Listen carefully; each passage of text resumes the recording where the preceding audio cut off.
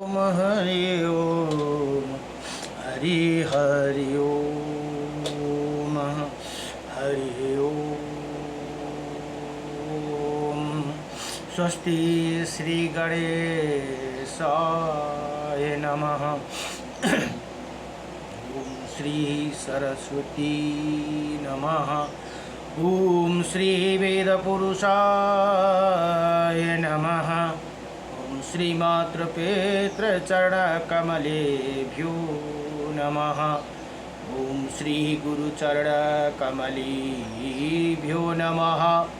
ॐ समस्तकुलदेवताचरणकमलेभ्यो नमः।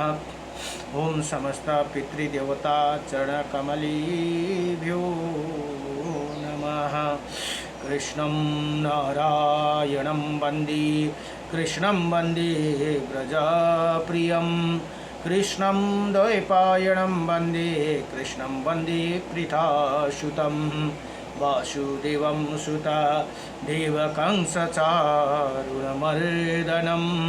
देवकी परमानन्दं कृष्णं वन्दे जगद्गुरुं मुकुं करोति वाचालं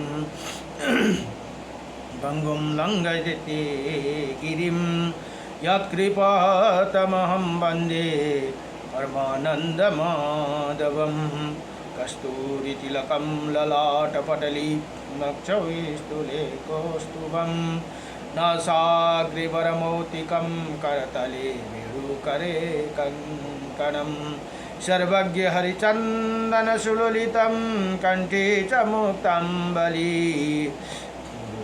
स्त्रीपरिवेष्टितो विजयते गोपालचूडामुनिः वंशी विभूषितकर्णं नवनीरदाभत पीताम्बरदारुणा विमाफलधरोष्टः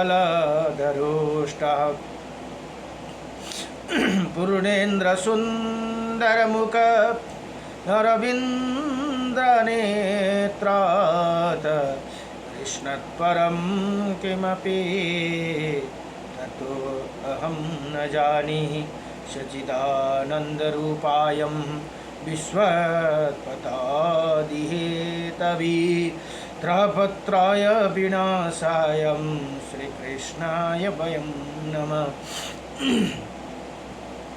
कृष्णाय वासुदेवाय हरये परमात्मने प्रणतक्लेशनाशाय गोविन्दाय नमो नमः।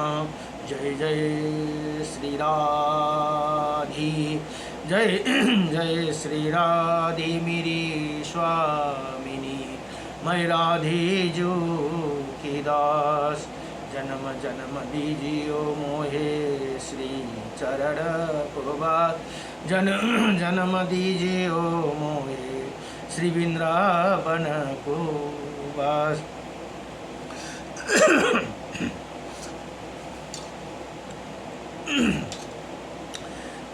जय जय राधारमण हरि जय जय नवाला किशोर जय जय गोपी चितचोर प्रभु जय जय माखन चोर जन्म जन्म दीजियो मोहे श्री चरण प्रभात जन्म जन्म दीजियो मोहे श्री वृंदावन को वास। नारायणं नमस्कृत्यं नरं चैव नरोत्तमं देवीं सरस्वतीं व्यासं ततो जयमुदीरयेत्। ओं श्री परमात्मने नमः। गुरुर्ब्रह्मा गुरुर्विष्णु गुरुर्देव महेश्वरा गुरुर्साक्षात् परं ब्रह्म तस्मै श्री गुरवे नमः। अखण्डमण्डलकारकं व्याप्तायनं चराचरं तत्पदं दर्शितं येन तस्मै श्री गुरवे नमः।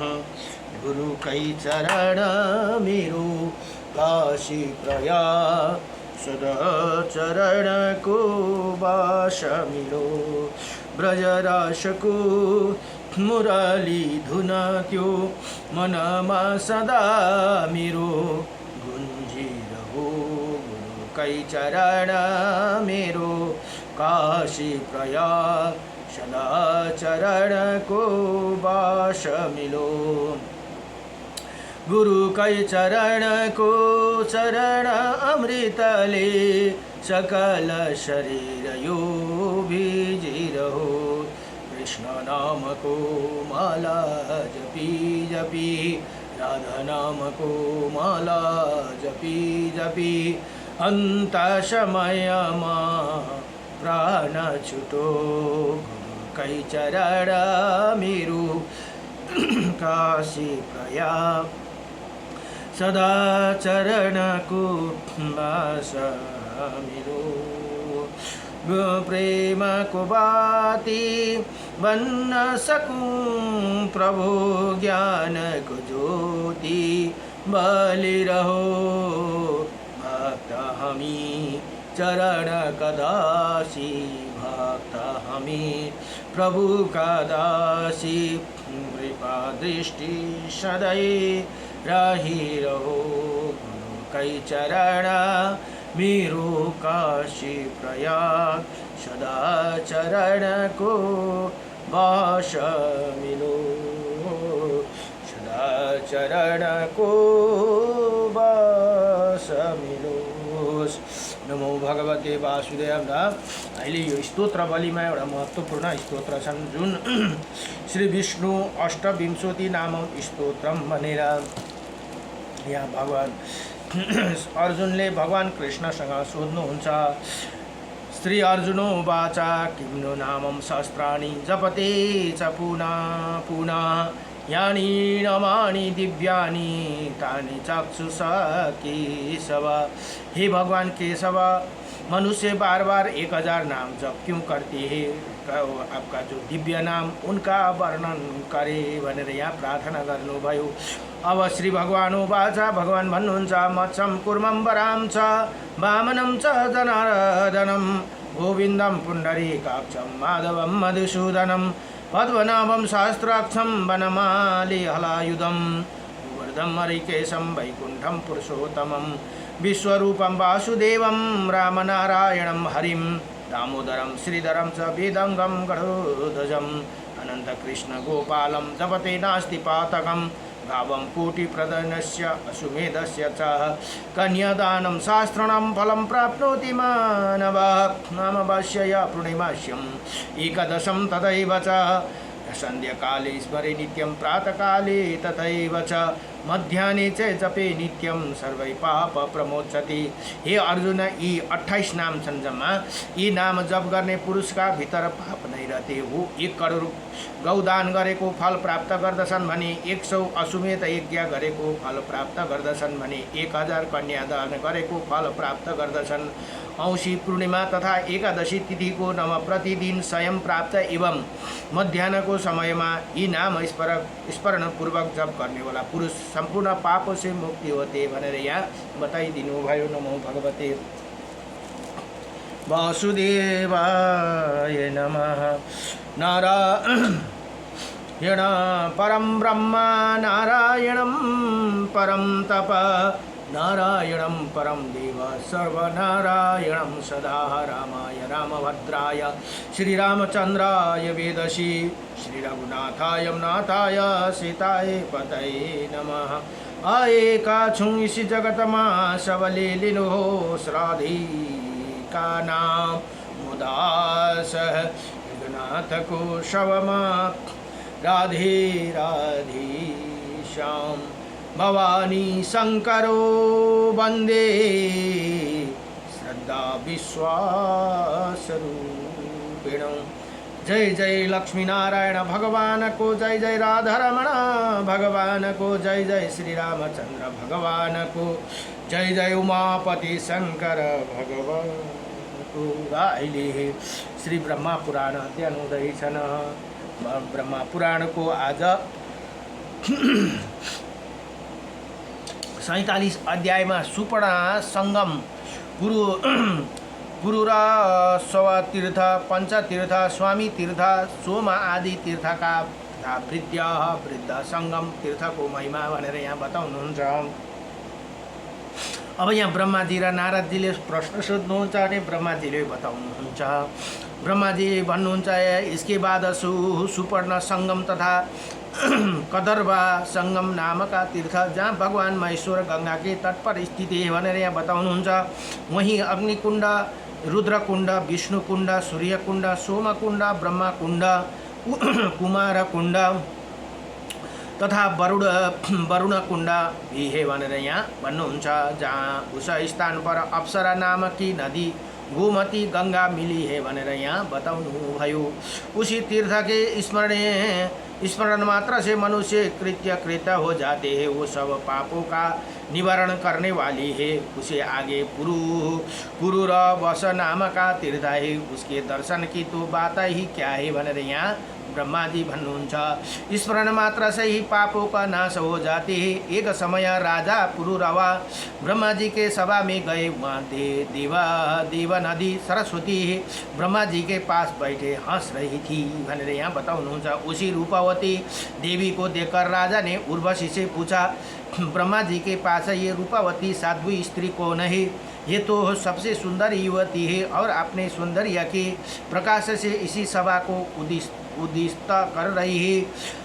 उर्वशी ने कहा, ये कल्याणमय ब्रह्मा कुमारी देव नदी सरस्वती है, ये प्रतिदिन आती जाती रहती है। ये सुनकर राजा को बड़ा विस्मय हुआ। उन्होंने उर्वशी से कहा, इसको मेरा पास बुला लाओ। उर्वशी ने जाकर राजा का संदेश सुना दिया। सरस्वती ने स्वीकार कर ली तथा अपनी प्रतिज्ञा के अनुसार पुरुरवा के पास आई। राजा ने सरस्वती नदी के तट पर उसे साथ आने का वर्षों तक विहार किया भनेर यहाँ बताउनुहुन्छ। ये देखा मैंने सरस्वती को श्राप दे दिया। अब ब्रह्मा जी यहाँ बताउनुहुन्छ, त्यो देखेपछि सरस्वती को श्राप दे दिया। मेरे श्राप के कारण मृत्युलोक में कहीं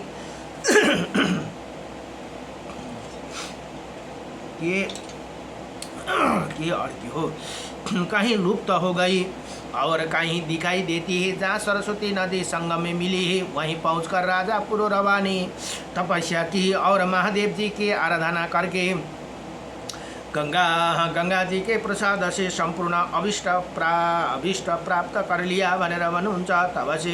तब से उसे स्थान का नाम पुरुरवा तीर्थ सरस्वती संगम तथा ब्रह्मा तीर्थ पड़ गया भनेर यहाँ भन्नुहुन्छ। वही सिद्धेश्वर नाम का प्रसिद्ध महादेव जी रहते हो। वह तीर्थ समस्त कामनाओं को देने वाला है।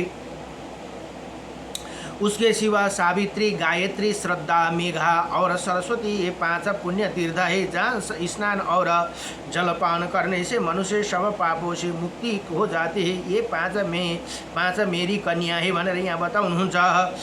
जो नदी रूप में परिणत हो गई वो जहाँ मेरी भगवती गंगा से मिली है वहीं 5वें तीर्थ है। जहाँ 5 नदियाँ और सरस्वती पवित्र तीर्थ है। मनुष्य उसमें स्नान दान आदि जो कुछ भी करता है वो सब अभिलाषित वस्तुओं को देने वाला तथा निष्काम काम्य से भी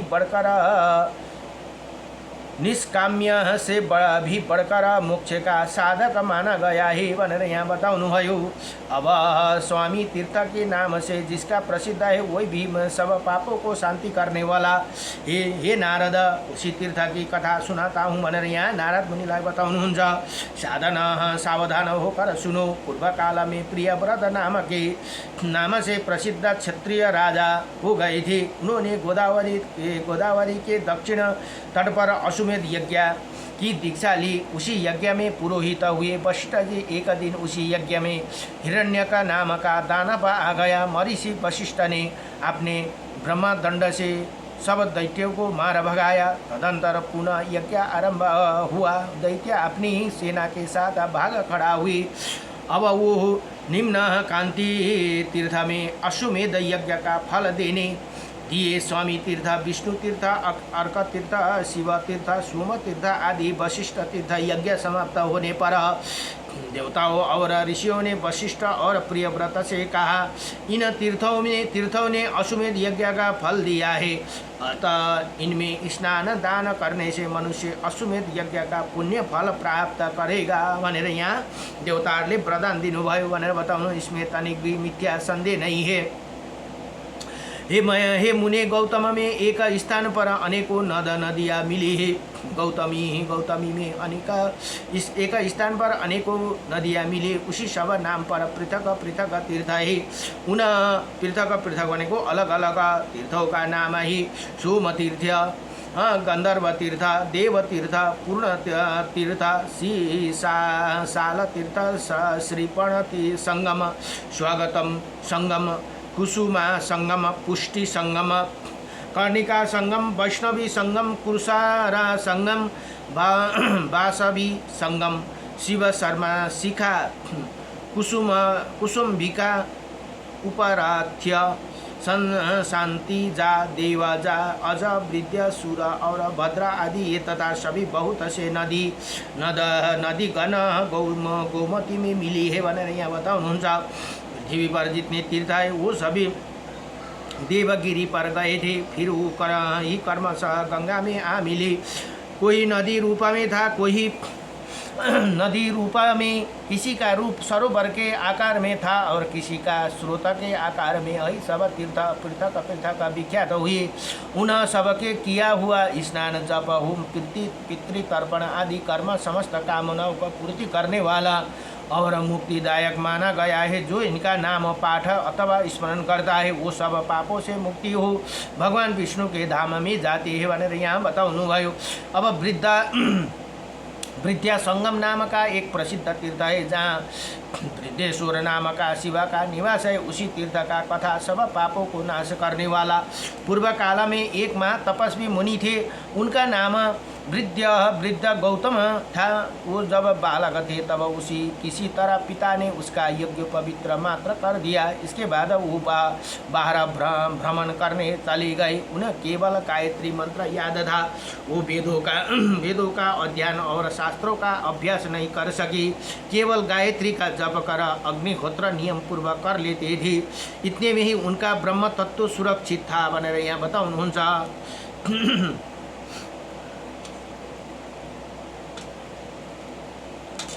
र यहाँ के भनिन्छ भने हामीले ब्रह्म तत्व प्राप्त गर्नको लागि चाहिँ गायत्रीलाई निरन्तर जप गर्नुपर्छ है। कमसेकम भ्याएन भने पनि आफूले दिनभरि गरेको पाप काट्नलाई मात्रै पनि जसले यज्ञ पवित्र लाउनु भएको छ, गायत्री मन्त्रको दीक्षा लिनुभएको छ, गायत्री मन्त्र लिनुभएको छ र उहाँले 10 खेप त जप्नै पर्छ। 10 माला चाहिँ अनिवार्य रूपमा त जप्नुपर्छ। तर अब यहाँ अहिले त त्यस्तो सिस्टम छैन। अब ब्राह्मण गुरुदेवहरू पनि पढ्न त हिँड्छन् दबा, तर गायत्री मन्त्रको केही तत्त्व पत्तो छैन उहाँहरूलाई है। त्यो नगरेपछि ब्रह्म तत्त्व हाम्रो सुरक्षित हुँदैन भनेर यहाँ शास्त्रले बताए। ब्रह्म तत्त्वलाई सुरक्षित राख्नुको लागि चाहिँ केवल गायत्री का जप और अग्निहोत्र नियम पूर्वक लेते, इसमें ही उनका ब्रह्म तत्व सुरक्षित था भनेर यहाँ बताउनु हुँदैछ। जदा विधि पूर्वक अग्नि में उपासना और गायत्री जप करने से उनकी आयु बहुत बढ़ गई भनेर यहाँ बताउनु। आयु बढ़ गई। गायत्री मंत्र में यत्रो शक्ति छ। ये भी उनका अवस्था अधिक हो चुकी थी, किंतु विवाह न हो सका। कोई उन्हें कन्या देने वाला नहीं मिला भनेर यहाँ भन्नुहुन्छ। गौतम भिन्न भिन्न तीर्थों वनों और पवित्र आश्रमों में भ्रमण करते रहते। घूमते घूमते सीता गिरी पर चले गए और वहाँ रहने लगे। वहाँ उन्होंने एक रमणीय गुफा देखी जो लताओं और वृक्षों के घिरी हुई। उसमें एक अत्यंत दुर्बल वृद्ध तपस्विनी रहती थी। उसके ये सब अंग शिथिल हो गए। वही वितराग ब्रह्मचारिणी थी और एकांत में रह करती थी। उसे देखा। हे मुनि श्रेष्ठ, गौतम नमस्कार के लिए खड़े हो गए। वृद्धा ने कहा, आप मेरे गुरु होंगे, अतः मुझे प्रणाम ना करे। जिसे गुरु नमस्कार करते हैं उसकी आयु, विद्या, धन, कृति, धर्म और स्वर्ग आदि सब नष्ट हो जाते हैं भनेर यहाँ बताउनुहुन्छ। हेर्नुहोस् है, गुरुले चेलालाई नमस्कार गर्नु हुँदैन सम्बोधन गर्नु भनेर यहाँ बताउनु भयो। ये सुनकर गौतम बड़े आश्चर्य में पड़े, वो हाथ जोड़कर बोले तुम वृद्धा तपस्विनी ही हो, गुणों में भी तुमसे बड़ी चढ़ी हो और बहुत कम पढ़ा लिखा है, अवस्था में भी छोटा हूँ, फिर तुम्हारा गुरु कैसे ही मैं हो सकता हूँ भनेर यहाँ बताउँदछन्। अब वृद्धा ने कहा, हे अग्नि अष्टिभेषण के प्रिय पुत्र, अरिष्ठशेषण के प्रिय पुत्र ऋतध्वज थे। वो बड़े गुणवान बुद्धिमान शूरवीर था, क्षत्रिय धर्म में तत्पर रहने वाला थे। एक दिन उन्होंने शिकार खेलने के लिए वन में आए और इसी गुफा में आकर विश्राम करने लगे। जहाँ यहाँ उन पर एक सुंदरी अप्सरा की दृष्टि पड़ी। उनका नाम सुसयमा था। ये गंधर्व राजा की कन्या थी। राजा ने भी उसे देखा। दोनों मन में एक दूसरे के मिलने की इच्छा हुई। ऋतध्वज ने सुसयमा के साथ विहार किया। अब भोगक्षा निवृत्ति होने पर राजा उनकी अनुमति ले अपने घर में चले गए और तदंतर सुसयमा के गर्भ से मेरी जन्म हुए भनेर यहाँ बताउनुहुन्छ। जब माता यहाँ से जाने लगी तब बोली, कल्याणी, जो पुरुष इसी गुफा में पहले आ जाए वही तुम्हारी पति होंगे भनेर यहाँ बताउनु भयो। तभी से आज तक तुम ही यहाँ आए हो भनेर यहाँ बताउँदछिन् ती वृद्धा ने। अब दूसरा कोई पुरुष कभी यहाँ नहीं आया है ब्राह्मण, और किसी ने मेरे वरण नहीं किया है। अतः मेरी माता है ना पिता है, मैं आपकी अपना मालिक हूँ। अब तक ब्रह्मचार्य व्रत में रही आपका अब पुरुष की इच्छा रखती हूँ, आप मुझे स्वीकार करें भनेर यहाँ ती ऋषिलाई बताउँदछन्। अब गौतम ऋषि बोले, हे भद्रे, मेरी अवस्था तो अभी 1000 वर्ष की है और तुम 90,000 वर्ष की हो गई हो। मैं बालक और तुम वृद्धा एक संबंध योग्य नहीं जान पड़ते भनेर यहाँ बताउनु भयो। अब वृन्दा ने भन्दछन्, हे पूर्व काल में आप मेरे पति नियत कर दिए गए हैं। अब दूसरा कोई मेरा पति नहीं हो सकता भनेर ती वृन्दाले भन्दछन्। विद्या विदाता ने आपको मुझे दिया है, अतः अब आप मुझे अस्वीकार ना करें। मुझमें कोई दोष नहीं, मैं आप में भक्ति रखती हूँ। तब भी यदि आप मुझे ग्रहण करना नहीं चाहते तो आपके देखते देखते अभी अपना प्राण त्याग दूंगी। यदि अभिष्ट वस्तु की प्राप्ति नहीं हो तो प्राणियों के लिए मर जाना ही अच्छा है। प्रेमी जन के परित्याग से जो पातक लगता है उसका अंत नहीं है भनेर यहाँ बताउनु भयो। अब वृंदा की कुरा बात सुनकर गौतम ने कहा, मुझमें न तपस्या है, न विद्या है, न कुरूप और निर्धन हूँ, अतः तुम्हारे लिए योग्य वर नहीं हो सकता हूँ। पहले सुंदर रूप और उत्तम विद्या की प्राप्ति करके मुझे तुम्हारी बात माननी चाहिए भनेर यहाँ बताउँदछन्।